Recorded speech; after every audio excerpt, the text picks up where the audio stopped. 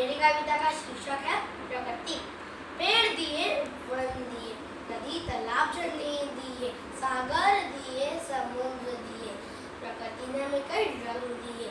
One दिए, garden दिए, फल फूल जीवन दिए, स्वच्छ वायु का उपहार दिया, मनुष्य को जीवन दान दिया।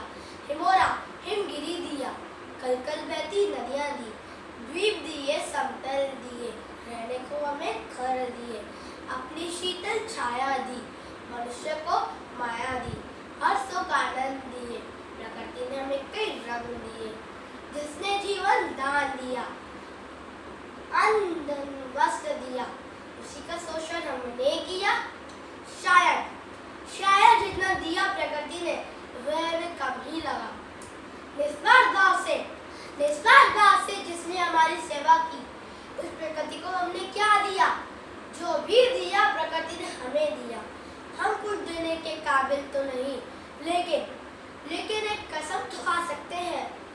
स्वच्छ रखें प्रकृति को अपनी, साफ रखें जमीनी को अपनी, यह बीरा तो उठा सकते हैं। आओ मिलकर खाए कसम, प्रकृति को स्वच्छ रखेंगे, जिसने हमें सब कुछ दिया उसका हम सम्मान करेंगे। धन्यवाद।